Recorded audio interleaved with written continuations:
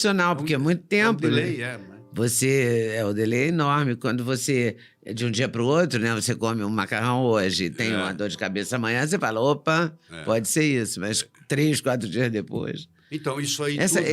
é tudo muito delicado, né? Isso tudo somado, a reação adversa a alimentos, isso prejudica muito o cérebro, entendeu? Porque quando você está com uma dor de cabeça, você não está pensando bem, né? Quando você está com um problema da lactose também, você não está... Você está indo ao banheiro toda hora, qualquer coisa, você tem que ir no banheiro. Às vezes a pessoa vai no banheiro 10, 12, 15 vezes por dia. Você desenvolve a síndrome do intestino irritável. Entendeu? Isso. E pode ser por causa de uma intolerância à lactose? Sim, senhor. Pode. Que loucura, hein? A lactose, então, é um alimento perigosinho. Principalmente né? os asiáticos, né? Os asiáticos são os que têm mais intolerância à lactose. Você vai, por exemplo, no Japão, você vai na Coreia, praticamente ninguém toma leite. Adulto não toma leite, entendeu? Porque eles têm muita intolerância à lactose. Bom, o que é uma zona de penumbra cerebral posterior a um acidente vascular cerebral? Isso é lindo, porque antigamente a gente pensava assim, o meu tio, meu pai, meu avô teve um acidente vascular cerebral, ficou parado, não andou mais, né? E não fala, e etc. e tal. E a gente pensava que morria uma área do cérebro, como morre. Mas morre a área central. Em volta daquela área central, hoje sabe-se que existe a chamada área de penumbra. O que é a área de penumbra? Onde a célula não é funcional mais, mas também ela não morreu. Tem recuperação? Tem recuperação. Opa! Às vezes, com um ano depois, você começa a fazer uma fisioterapia apropriada e a pessoa sofre alguma melhora, que não esperava. Porque aquela área, ela ficou em hibernação. Isso chama área de penumbra. É bacana porque não é uma condenação, né? Exatamente. Porque o AVC antigamente era uma condenação. Então, hoje nós podemos, mesmo com a pessoa ter um AVC 1 ano, 2 anos atrás, dependendo do caso, pode até melhorar ainda. Ainda existe ainda uma esperança. Então, isso trouxe uma esperança para a medicina. A área de penumbra. Que bom. A gente falou do ovo, falou do leite materno, do colostro. Quais são os 5 alimentos que você considera que pode aumentar o desempenho cerebral? Quer dizer, a gente pode comer e ficar bem. O leite materno é um. Mas esse é só no mercado negro? Mas é importante você entender as propriedades, né? Nada que substitui o leite materno de uma mãe saudável. Claro, se uma mãe estiver fazendo uso de crack, o leite tem crack. Porque o leite é um produto excretório, uma excreção. Tá? Mas o importante você falar dos ovos, é importante você falar por exemplo, da cúrcuma, é importante você falar do mirtilo. O mirtilo. O mirtilo é um alimento cerebral. O mirtilo tem um conjunto de flavonoides chamado antocianinas, não sei se você já ouviu falar essa palavra. Não. Antocianinas, que são potentes antioxidantes. O mirtilo é um alimento cerebral. Quer dizer, quando você está ingerindo mirtilo, você está estimulando o seu sistema nervoso central. Tá? Faz muito bem para o cérebro, muito bem para o cérebro. E o óleo de coco é muito interessante também. A curcumina, você acha que deve ser acrescentar refogado? Não, deixa eu te falar. Tomar em pílula? Eu gosto de tomar em cápsulas junto com piperina, porque existe uma substância que vem da pimenta, que chama piperina, que aumenta em 20 vezes a absorção da curcumina. Quer dizer, eu posso usar a curcumina com duas finalidades, para absorver, para atuar em algum lugar no corpo, ou quando eu quero atuar só no intestino, que ela também faz muito bem, obrigado. Então, quando ela vai ser atuada no intestino, eu deixo de colocar a piperina, porque a piperina aumenta em 20 vezes a absorção dela, para ela ir para outras áreas do corpo. Mas a presença dela no intestino também é muito importante. Então, você estava falando que você gostaria de conversar um pouquinho sobre o intestino. Gostaria. O intestino é nosso segundo cérebro mesmo, é verdade? Claro que é. E é cada vez mais importante. Tão importante que a Organização Mundial de Saúde considerou que hoje o ser humano tem um órgão a mais, que é o microbioma intestinal, que é um órgão virtual, mas é um órgão. Então, você pode... Muita coisa que você não poderia fazer antes, hoje você pode melhorar a sua vida, melhorar a sua saúde via microbiota intestinal. Então o médico faz para você uma receita de uma forma como rica em pré e probióticos. Hoje, inclusive, estão colocando até os pós-bióticos, porque hoje sabe, nós vemos o que a microbiota produz e já estão vendendo aquilo que a microbiota produz, que é chamado pós-biótico. Então, hoje você tem o pré-biótico, o probiótico, o simbiótico e o pós-biótico. Caramba! E como é que a gente descobre isso? Bom, tem um exame? Tem um exame que você faz, de fezes, que determina, mede, faz tudo certinho, vê o que você tem de bom, o que você tem de ruim, qual é o micróbio que está lá que não deveria de estar. Vamos supor, às vezes você tem demais Escherichia coli, até um certo ponto... Mas não é um exame de fezes comum, né? Deve ser aquele de cultura, né? Não é exame de fezes comum, não. É um exame de fezes que estuda o genoma da microbiota. É feito um exame de fezes para estudar o genoma da microbiota. Muito interessante. E é muito importante, né? Muito importante. Porque cada vez mais. O intestino, com o conhecimento, e com os hoje tem estudos muito e tal, problema o intestino intestinal, ganhou né? uma proporção enorme, né, muito na questão de saúde. Tem muita gente que não consegue sair de casa mais, porque tem que ir no banheiro cada 10, 15 minutos, com a síndrome do intestino irritável, a doença de Crohn. Tem muito problema intestinal, muito. E hoje tem uma saída. Isso tudo vai poder melhorar com a melhora do microbioma intestinal. Entendeu? Então, fazendo o genoma da microbiota, você consegue chegar nisso. E consegue chegar, sabe o que está sobrando, o que está faltando. Por exemplo, vou te dar um exemplo bem simples. Pessoa é obesa, ela emagrece, aí a tendência é voltar a engordar. Hoje sabe-se por quê. Por quê? Porque ela tem um microbioma de gordo. Aí, se você trocar o microbioma dela por um microbioma de magro, ela não engorda mais. Então, vem transplante fecal, que hoje é espalhado pelo mundo inteiro. Você pega uma pessoa que tem um cocô saudável, faz o teste e aquela pessoa doa ou vende as fezes para fazer um transplante fecal. Então, uma pessoa que era gorda, que emagreceu, que não quer engordar de novo, ela está faltando nela, por exemplo, a Akkermansia municifila. Então, aí a pessoa que é magra, sempre foi magra, no microbioma dela tem aquela Akkermansia. Então, ela recebe no transplante de fezes aquilo daquela pessoa, essa que era obesa, e não vai voltar a engordar. Isso explica, de alguma forma, essa questão das pessoas que fazem a bariátrica e voltam a engordar. Sim, explica. Porque é muito frequente, isso, né? É muito mais frequente. Eu tenho lido a respeito. Mas voltam. Mas voltam com muita frequência. Porque ela tem um microbioma de gorda. Entendeu? Hoje pode mexer nele. Olha que coisa bonita. Então vem muito avanço, né? Vem muito avanço pela frente. Muito mais do que você possa imaginar. E os neurotransmissores? Qual que é a função deles? Quantas horas você tem? Para falar. Podemos falar. Aqui, deixa eu te falar. No cérebro, você pode dividir ele na parte frontal, parietal, temporal e occipital. São os 4 grandes lobos do cérebro. E em cada um desses lobos predomina um tipo de neurotransmissor.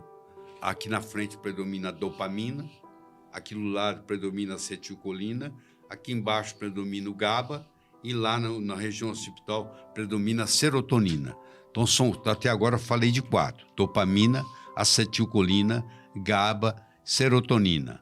Ainda vou falar da noradrenalina e vou falar do glutamato. O glutamato é o mais abundante dos neurotransmissores. Tem mais de 100 neurotransmissores, para você ter uma ideia como é que isso é complexo. Nossa, mas o mais abundante deles todos é o glutamato. Ele estimula o cérebro, às vezes até demais. Às vezes o glutamato até prejudica, quando tem o glutamato monossódico. Pois então, que a gente não deve comer nada que tenha glutamato monossódico. Por quê? Porque excita de um jeito, dá déficit de atenção em criança, porque está muito excitado, entendeu? O cérebro, então tem tudo isso. E a gente tem que ver como é que, por exemplo, tem as ondas cerebrais. Nós temos a onda cerebral gama, a onda cerebral beta, a alfa, a teta, a delta, São todas ondas cerebrais diferentes que atuam em diferentes lugares, em diferentes momentos. Por exemplo, na hora do sono, quando você está num sono na fase profunda, lá tem ondas deltas, que tem de 1 a 3 Hz. Quando você está no REM, que é o Rapid Eye Movement, que é como se você tivesse acordado, as ondas cerebrais são de como se você tivesse acordado, mas você está dormindo, seu olho está movimentando o tempo todo. É quando você consolida a sua memória e quando você trata as neuroses do dia. Aquilo que te frustrou durante o dia vai ser tratado na fase do REM. Então, a doutora Shapiro, Frances Shapiro, uma psicóloga americana, descobriu uma técnica chamada EMDR. Já ouviu falar? Não. Onde você, através do movimento dos olhos, você resolve problemas que você está tendo há 20 anos na vida. Pessoas, por exemplo, que têm estresse pós-traumático da Guerra do Vietnã e de 3 horas da madrugada está procurando onde é que está a metralhadora. Aquelas pessoas passaram por toda a psicoterapia, não resolveram. Aí foram submetidas ao EMDR. Tem várias pessoas especialistas em EMDR no Brasil. Inclusive, se você quiser, um dia eu posso conseguir para você a doutora Rita, para você entrevistá-la. Você vai ficar encantada. Encantada. Esse seu telespectador vai ficar encantado. Ótimo. Tá bom? Vou arrumar para você. Muito bom. Bom, matéria-prima usada para a produção de 4 neurotransmissores pilares. Quer dizer, primeiro, quais são os 4 neurotransmissores pilares? Dopamina, acetilcolina, GABA e serotonina. São os 4 pilares. Sim. A matéria-prima usada A para... dopamina vem da tirosina. Tem um aminoácido chamado tirosina, que se você não tiver ingestão dele, você acaba não fazendo dopamina. Dopamina é o neurotransmissor que o viciado em cocaína está viciado por causa disso. Quando você faz uso da cocaína, o nível de dopamina sobe no cérebro e você se sente dona do mundo. É verdade. Entendeu? Você pergunta para um viciado em cocaína por que ele não para. Porque ele se sente dono, mesmo que não tenha nada na vida, ele se sente dono do mundo. E aí, quem faz isso? Se você tiver dopamina demais também, você pode desenvolver quadros de esquizofrenia, alucinações, começa a viajar na maionese. E a tirosina que causa isso. Então, a tirosina, além de produzir a norepinefrina, produzir a epinefrina, produzir o hormônio tiroidiano, ela também é precursora da dopamina. A acetilcolina é o outro neurotransmissor importante na área parietal, que tem a ver com a memória, tem a ver com o aprendizado, tem a ver com tudo isso, com a evolução, e ela é feita a partir da colina. A colina é a matéria-prima para produzir isso. A terceiro é o ácido glutâmico, que vai fazer o GABA. O ácido glutâmico vai virar o GABA. O GABA é o freio do cérebro. Enquanto que o glutamato acelera o cérebro, o GABA freia o cérebro. Se você não for capaz de frear o cérebro, você não dorme. Então, o benzodiazepínico, ele é bom para fazer dormir, porque ele mimetiza o GABA. E aí faz um sono. Só que, infelizmente, é um sono sem REM. A longo prazo não faz bem. Você entendeu? E, por fim, a serotonina, ela vem do triptofano. Triptofano é um aminoácido que você ingere, que vira 5-hidroxitriptofano, que vira triptofano. E esse triptofano vira 5-hidroxitriptofano, que vira serotonina. Pode ser formado tanto no intestino, quanto pode ser formado no sistema nervoso central. E faz o quê? E trata a depressão. O Prozac, que você conhece, Lembro. Ele é um inibidor da recaptação pós-sináptica da serotonina.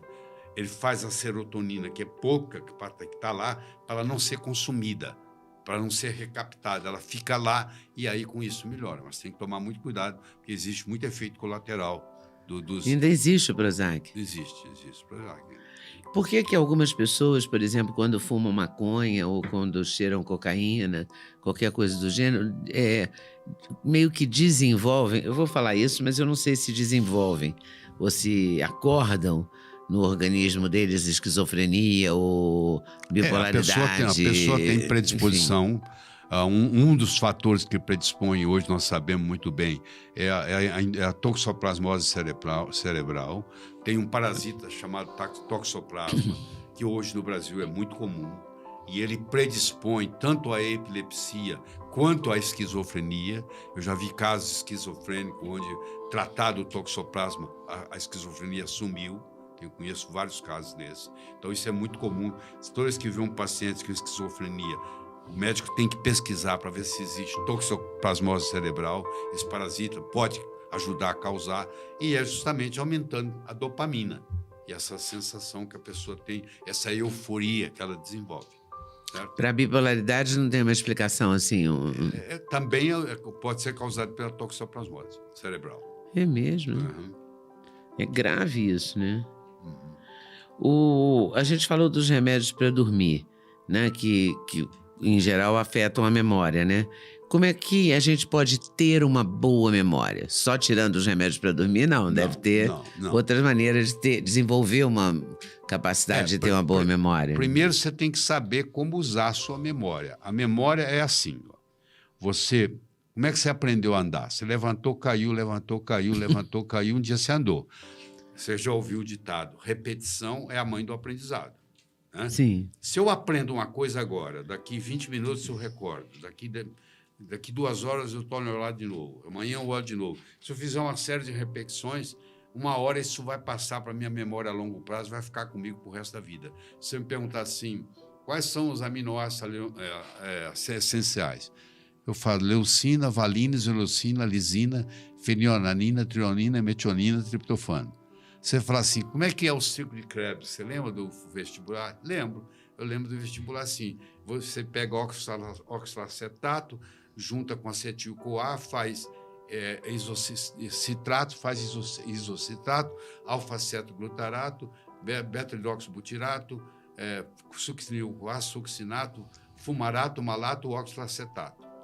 Você fala assim, me fala de todos os... Você falava isso naquela aula que você dava lá para os... Tá bom, continuo falando. Quer dizer, eu guardei... Para os meninos que chegavam na faculdade. Exatamente. Que não dá para entender nada. Aí eu falava para eles dos ácidos graxos saturados, né?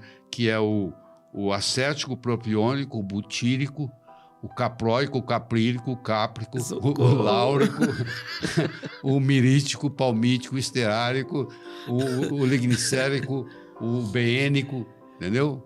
E assim vai. Socorro. Quer dizer, isso tudo é memória. É memória que eu tenho. Sim, mas o treinamento da memória, Sim, dizem assim, não, faça a palavra cruzada, Não, faça não sei o quê, você jogo da memória, leia o livro, resuma o parágrafo do livro. Cor. Se você trabalha com cor, você aumenta em 19% a sua capacidade de memorização. Então, você usa um amarelo, ajuda muito para guardar. Por isso que o marcador de texto é amarelo, claro. Exatamente. Para você realçar o que você quer guardar, claro. Faz todo sentido. Então, não foi à toa que escolheram o amarelo. Né? Não. E também outra coisa, você quer pensar num cachorro? Pensa ali no tamanho de um elefante, você vai ver, nunca mais você esquece dele. O tamanho que você pensa é importante. O movimento. Eu vou te dar o meu telefone, você vê ele piscando. Aí você guarda. Porque eu pus movimento no meu telefone. Entendeu? Pus no número. Você vai piscando. Então, isso tudo ajuda. É muito importante isso. Tá? Porque cada um desenvolve uma técnica também para a memória. Sabe o que eu fiz? Eu trouxe